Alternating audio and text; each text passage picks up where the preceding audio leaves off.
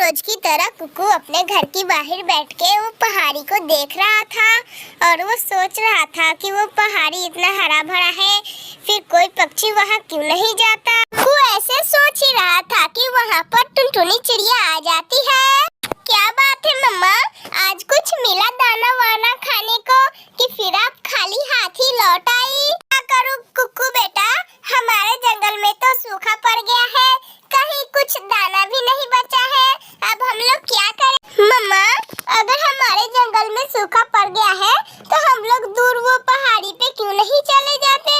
वहाँ तो बहुत हरियाली है। छुपो छुपो कुक्कू बेटा, आइंदा से उस पहाड़ी का नाम मत लेना, वो पहाड़ी बहुत खतरनाक है, हम लोग वहाँ पे नहीं जाते, न तुम लोग जाना और कोई जंगल के पक्षी भी वहाँ नहीं जाते। दूसरे दिन कुक्कू अपने दोस्त जग्गू के पास चला जाता है और कहता है, जग्गू दोस्त, हमारे जंगल में तो सारा दाना भी सूख गया है और सारे पेड़ पौधे भी सूख गए।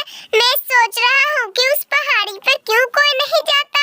हम लोग को ये बात जानना होगा जग्गू कि उस पहाड़ी पे क्यों कोई नहीं जाता।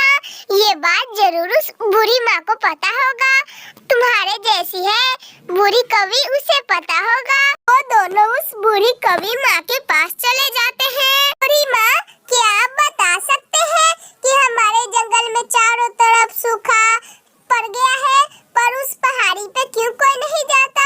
देखो तो बूढ़ी माँ, उस पहाड़ी पे कितना हरियाली, रौनक ही रौनक है, मगर फिर भी हमारे यहाँ के पक्षी कोई भी वहाँ क्यों नहीं जाता? रुक जाओ टुनटुनी चिड़िया के लड़के, मैं अभी तुमको सारी बात बताती हूँ। सुनो, एक दिन एक बंटी नाम का कबूतर वहाँ गया था और वहाँ से वापस कभी नहीं आया। सब पक्षी सोचते हैं कि उसे कोई खतरनाक जानवर ने खा लिया, इसीलिए सारे पक्षी डरते हैं। अभी तक वो बंटी नाम का कबूतर मेरे जंगल में कभी नहीं आया, इसीलिए सारे पक्षी डरते हैं उस पहाड़ी पर जाने से।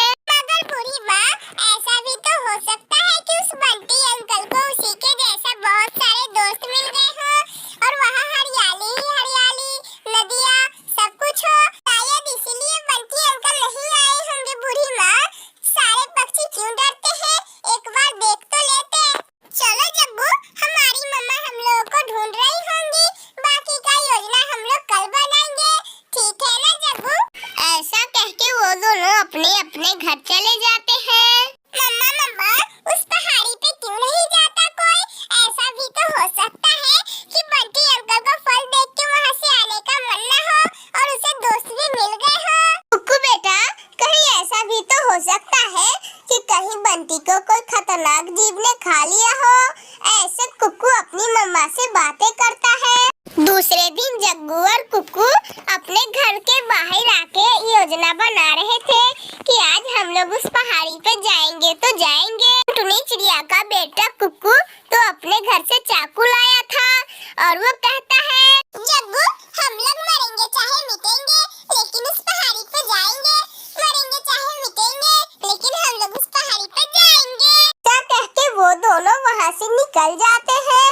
वो तेजी से उड़ रहे थे और वो दोनों जल्दी जल्दी पहाड़ी के पास आ रहे थे। वो दोनों पहुँच जाते हैं। वो दोनों देखते हैं कि चारों तरफ फल और हरियाली ही हरियाली है। वो सब देख के वो दोनों बहुत खुश हो जाते हैं। वो सब ऐसे ही देख रहे थे कि वहाँ पर एक मोटा ताजा कबूतर आता है। तुम लोग कौन हो और कहाँ से आए हो? ओ, तो तुम टुनटुनी चिड़िया का बेटा हो और जग्गू तुम कालू कौवे का बेटा।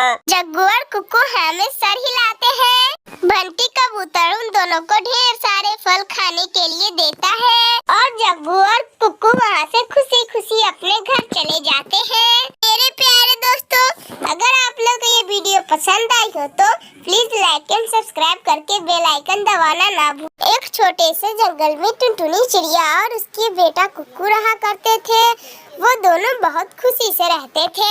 बंटी अंकल, कल मेरा बर्थडे है, आप लोग जरूर आना, मेरी मम्मा बहुत बड़ा केक मंगाई है। बंटी अंकल, आप जरूर आना और साथ में बुलबुल आंटी को भी ले आना और हो तो हरियाली आंटी को भी ले आना। बंटी अंकल, ठीक है कुक्कू, क्या ये सारी बात तुम्हारी तुमसे मम्मा बताई है कि तुम खुद कह रही हो? ये बात सच है कि झूठ है? कुकू, तुम सच सच बोल रहे हो ना?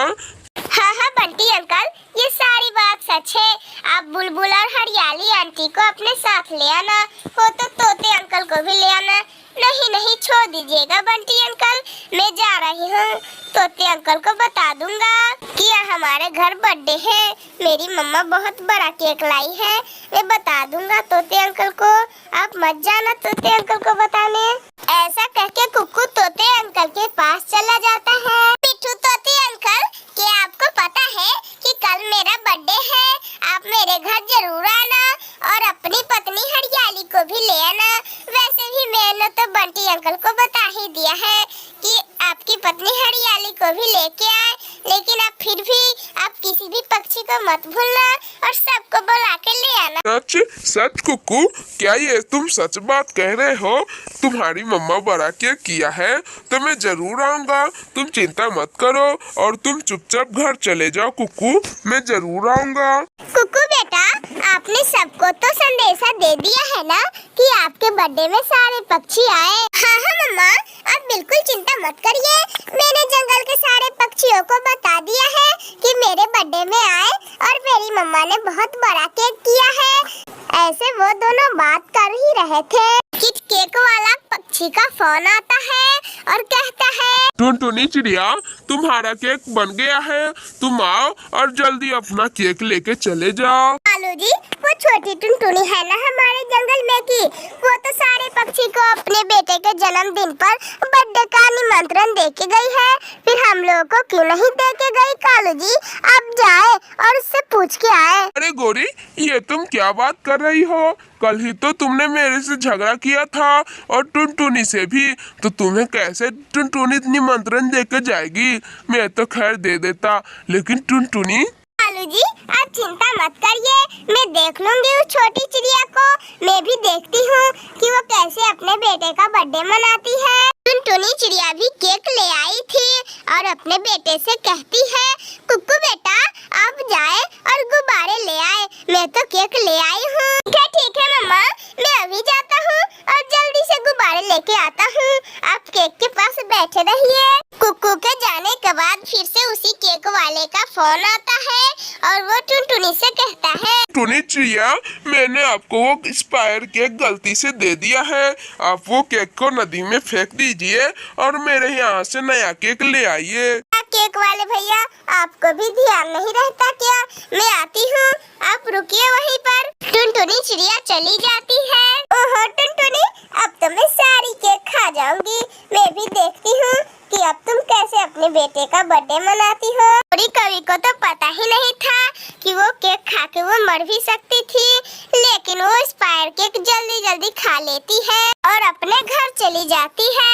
घर जाते ही गोरी कवि के पेट में जोर का दर्द शुरू हो जाता है। कालू जी, कुछ करिए, बहुत दर्द हो रहा है मेरे पेट में, अब लग रहा है कि मैं मर जाऊंगी। कालू जी, आप कुछ करिए। कालू कौवा तो गुस्से में था क्योंकि सारी केक जो गोरी अकेले खाई थी। मरो मरो गोरी, तूने मेरे लिए थोड़ा सा भी नहीं सोचा।